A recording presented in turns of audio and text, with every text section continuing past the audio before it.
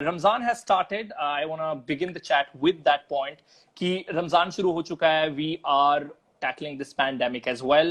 Are there any safe practices that we should keep in mind while we practice Ramzan and also tackle this pandemic?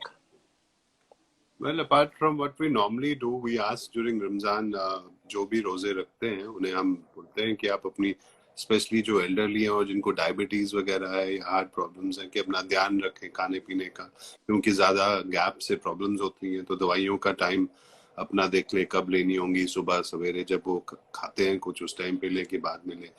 और generally भी ज्यादा अपने आप को exhaust न करें क्योंकि खाते नहीं है कुछ तो फ्लक्चुएशंस होती है शुगर वैल्यूज में, ब्लड प्रेशर में. अपना ध्यान रखें. बट इस मौसम में if you ask me specifically आज के कोविड के माहौल में, तो हाँ हमें एक वही सेफ चीजें करनी होंगी जो सोशल डिस्टेंसिंग है या हैंड वॉशिंग है. एक साथ अगर हम प्रे कर रहे हैं तो एक साथ ग्रुप में न करें, अलग अलग रहें एक दूसरे से, और हाथ अपने साफ करते रहें. और अगर हमें मिलना भी है किसी से, जो जनरली अवॉइड करना चाहिए, बट अगर मिलना है तो मास्क वगैरह लगाएं, एक 6 फीट की डिस्टेंस मेंटेन करें. So these are the general things which we generally advise. Ramzan के महीने में भी यही सब करना होगा जो हम अदरवाइज करते हैं.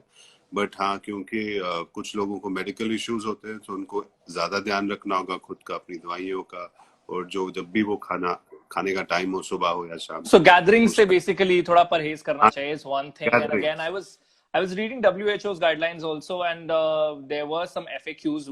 One of those was कि जो COVID-19 पॉजिटिव है क्या उन्हें फास्ट करना चाहिए नहीं, आई मीन, और should they simply consult their doctor and then जैसे उनकी सिचुएशन उस हिसाब से हैंडल करना चाहिए? What is your take? Ideally तो अवॉइड करना चाहिए बिकॉज डिहाइड्रेशन वगैरह में और ज्यादा प्रॉब्लम होगी. जिन्हें एक्टिव डिजीज है, फीवर वगैरह, उन्हें तो डेफिनेटली अवॉइड ही करना चाहिए बिकॉज फीवर में और बीमारियों में वैसे ही डिहाइड्रेशन होती है, पानी की जरूरत होती है, दवाइयां लेनी होती हैं. सो जो पॉजिटिव पेशेंट्स है obviously they should avoid because उनकी सेहत को और थोड़ा सा नुकसान पहुंच सकता है. बट बाकी हेल्दी लोग तो करते हैं. ओके, आगे बढ़ते हैं. इस वक्त बहुत ज्यादा कॉन्वर्सेशन हो रही है रैपिड एंटीबॉडी टेस्ट की. जो किट्स हैं वो सक्सेसफुल नहीं नजर आ रही हैं. रिसेंट इज दिल्ली में तो अब ऑफिशियली भी आ गया कि नहीं यूज की जाए, और बहुत सारी स्टेट्स में भी है. And Rajasthan was the first state to flag this problem of. सो सबसे पहले तो रैपिड एंटीबॉडी टेस्ट ये होता क्या है? देखिए, मैं आपको बताता हूँ क्या टेस्ट हो रहे हैं अभी तक जो हम कर रहे हैं और करते आ रहे हैं अभी वर्ल्ड ओवर, वो RT-PCR स्वैब है जो कंफर्मेटरी टेस्ट है, जिसमें हम स्वैब लेते हैं नेजोफेरिंजियल, नाक से और गले से थोड़ा सा, और उसको टेस्ट करें कंफर्मेटरी. और ये भी 70% केसेस में सेंसिटिव होता है, विच मीन्स 30% में हो सकता है उनको हो भी बीमारी और ये नेगेटिव आ जाए.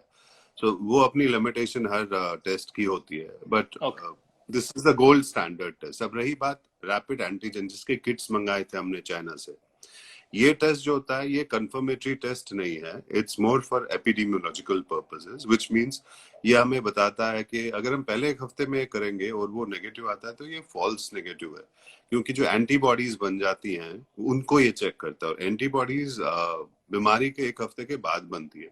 अब ये दो तरह की एंटीबॉडीज होती हैं, IgM एंड IgG. एक हफ्ते के बाद पहले IgM एंटीबॉडी सेकेंड वीक में आएगी और फिर थर्ड वीक में IgG आएगी. IgM का मतलब है कि आप डिजीज से एक्टिव है अभी डिजीज, अभी आपकी एंटीबॉडीज बन गई है, so probably you are still having active disease. और IgG जब आता है थर्ड वीक में तो उसका मतलब है बीमारी खत्म हो चुकी है, अब आपके पास वो antibody which shows you are immune to the disease. So basically ये टेस्ट करने से क्लस्टर्स में वगैरह में हम वो एसिम्प्टोमेटिक केसेस भी उठा लेते हैं, because according to ICMR guidelines we are supposed to do rapid antigen test only in clusters, not in general population, because rapid if we do it randomly, so we don't know किसकी history कितनी है. Even clusters में उन लोगों में करना है जिनकी एक हफ्ते से ज्यादा हिस्ट्री है फीवर की. अगर हम उससे पहले करते हैं तो फॉल्स नेगेटिव आके हमें लगेगा नहीं इसको नहीं है. So these are the limitations of the test. But overall ये हमें अगर हम रैपिडली करें हर जगह रैंडमली, तो क्लस्टर्स में हमें कुछ ऐसे भी केस मिलेंगे जो IgM पॉजिटिव है या IgG है, IgG का मतलब उन्हें हो चुका है, बट अगर उन्हें बीमारी के लक्षण ही नहीं थे कभी, so we pick up those asymptomatic cases. So right. Basically आपको प्रिवेलेंस पता चलती है कितने लोगों को बीमारी है, उससे आपकी मोर्टेलिटी रेट सब कुछ, और इवॉल्व कैसे हो रही है सो डिजीज, पहले ये जो सब। टेस्ट हो रहे थे वो 2 लेवल पे हो रहे थे, सबसे मतलब 2 स्टेप्स थे उसके, तो क्या अब भी 2 लेवल पर टेस्ट हो रहा है या एक ही टेस्ट है and that finally test tells एक ही अस? था अभी तक, टेस्ट एक ही था, RT-PCR जो मेन टेस्ट है वो भी अभी हो रहा है। ये तो हमने 2 दिन ओके। किया था, बट उसमें कुछ डिस्क्रिपेंसी आई है, 4% से लेके 70% पॉजिटिविटी, जो मैच नहीं कर रहा है with test, with the okay. Clinical picture, इसलिए उसको रोक लिया गया। मगर इसकी ओके। अपनी एक इम्पोर्टेंस है, it's not a confirmatory test. So as of now हमें फोकस करना है वापस ऑन PCR, बट इसकी यूज तब होती है जब थोड़ा टाइम और हो जाए, और फिर हम हर किसी का टेस्ट, जब केसेस कम होंगे हम हर किसी का टेस्ट करेंगे, आउटसाइड ऑफ क्लस्टर्स भी करेंगे, और जनरली हमें पॉपुलेशन में पता चलेगा कितने लोगों को एंटीबॉडीज है, कितनों को नहीं है, so that we have an idea कि बीमारी कैसे इवॉल्व कर रही है। It has a right. Different purpose, surveillance के लिए बोलते हैं इसको, देखने के लिए कितने पॉजिटिव है कितने नेगेटिव है। It's not for confirmation. अगर मुझे फीवर हुआ है और पहले एक हफ्ते में मुझे तो PCR ही करना है ना, क्योंकि जितनी जल्दी डायग्नोज हो, जितनी जल्दी ट्रीट, तो उसमें तो इसका रोल ही नहीं है कोई। तो सो डॉक्टर इसका दो रोल चीजें हैं, एक्यूट दो डिजीज चीजें। में। एक तो ये एंटीबॉडी टेस्ट जो है उसकी ऑफ कोर्स सक्सेस रेट की बात है, which you are saying is not that great. I mean it's not the final thing that It's we not should meant really for choose that it. diagnosis purpose. Yeah, oh it's meant for okay. और something दूसरी else. चीज, दूसरी चीज अलग है, kits की efficiency ना होनी। हाँ हाँ, किट्स की दैट्स एफिशिएंसी का सेपरेट। प्रॉब्लम जो है वो ग्लोबल है। इसमें जो ये किट्स थी, ये चाइना से आई थी, ये हमारे देश में सिर्फ नहीं आई थी, ये अमेरिका में भी गई है और ये यूके में भी गई है। अब यूके में $20 मिलियन के लिए है ये किट्स, उन्होंने इतना पैसा स्पेंड किया, 2 मिलियन सो किट्स थी उनके सो पास, इफ मेडिकल जो एक्सपर्ट्स फॉल्टी न्यू है। कि ये एक फाइनल टेस्ट नहीं हो सकता फॉर दिस, सो व्हाई हाँ, डिड वी रियली उसके चूज इट? बावजूद ये लिया गया था because it has its own relevance. अलग चीज के लिए लिया गया था, राइट। क्लस्टर्स में करने के लिए, जनरली क्लस्टर्स के देखने लिए, के लिए राइट। इम्यून कौन है, इम्यून नहीं है। जो इम्यून है वो जा सकता है काम पे, उसको अलग पर्पस के लिए यूज किया जा सकता है। बट ये अमेरिका राइट। में भी हुआ है, वहां भी फॉल्टी किट्स है, वहां फॉल्स पॉजिटिव्स आ रहे थे, यूके में फॉल्स नेगेटिव्स आ रहे थे। So okay. In fact New York times ने इस पे एक ये भी आर्टिकल भी किया था कि there is an issue with this. Even UK में अब बंद हो गए हैं, तो वहां भी problem. So it's a right. Global right. Thing, India में भी हुआ था। So there is something wrong with the kits probably, okay. But these okay. Kits are something जो चाइना बोल रहा है कि हमने पूरा रेगुलेट करके दिया है, हमने पूरा देखा है right. Right. Quality right. Regulation. So they will look into it. Okay, आगे बढ़ते हैं। प्लाज्मा थेरेपी की बहुत ज्यादा बातें हो रही हैं। If you can explain what is plasma therapy, and of course then we'll move forward to talking to about कि क्या ये सक्सेसफुल है और कितना इसका क्या क्या स्कोप क्या है। So first, what is actually plasma therapy? देखिए, कन्वलेसेंट प्लाज्मा इज बेसिकली जो प्लाज्मा ब्लड से निकाला गया एक पार्ट है उन लोगों का जो रिकवर कर चुके हैं बीमारी से। सो रिकवरी के बाद नेगेटिव उनका टेस्ट आने के बाद कोविड-19 से 2 हफ्ते के बाद उनकी ब्लड से ये प्लाज्मा निकाला जाता है, which is rich in antibodies.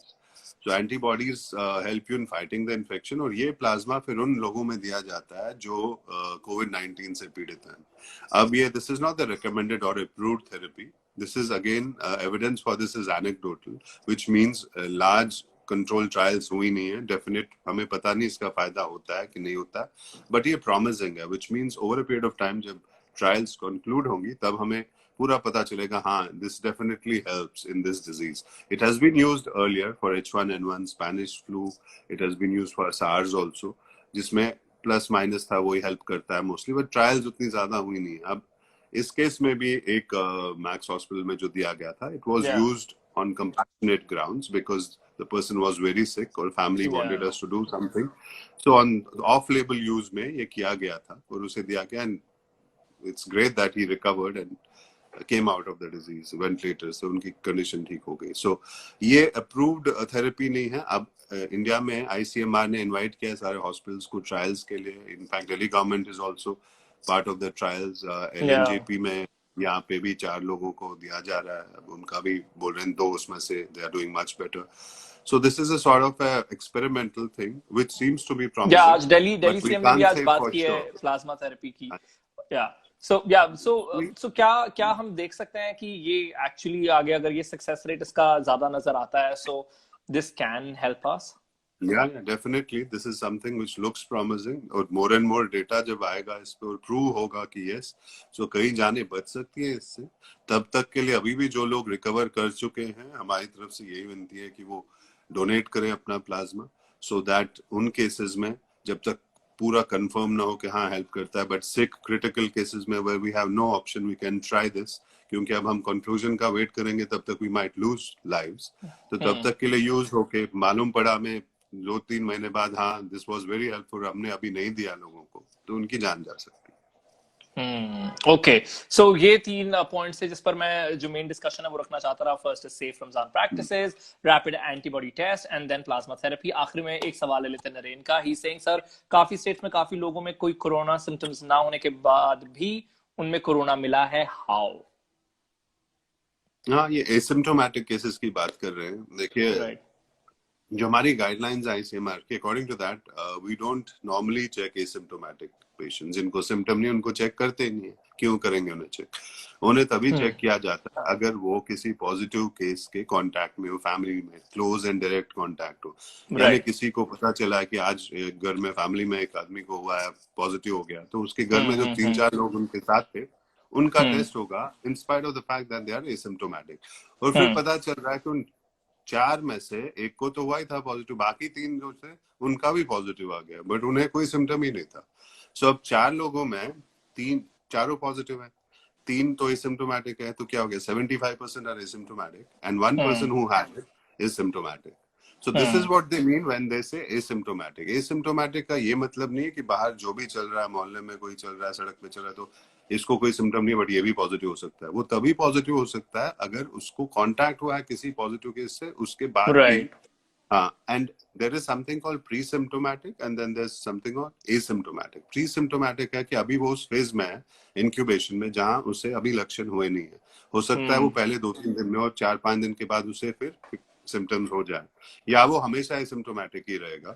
And during that phase while he is asymptomatic but active disease positive आ रही है उसमें, वो ट्रांसमिट कर सकता है. इसलिए ये प्रॉब्लम है कि एसिम्प्टोमेटिक पेशेंट्स में पता नहीं है, लक्षण नहीं है, तो हम वो घूमते रहेंगे हर जगह, because they also don't know they have the disease, और वो स्प्रेड करते जाएंगे.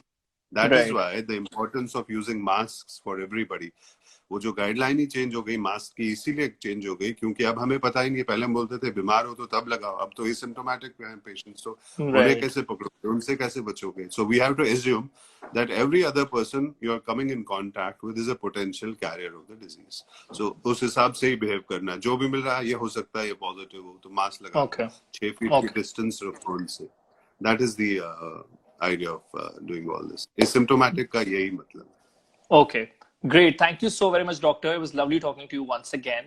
We highly appreciate your efforts and जो भी आप knowledge हमें देते हैं, जिस simple तरीके से आप समझाते हैं. Thank you. I really appreciate it. Thank you. Thank you so much. Thanks for inviting me. Bye.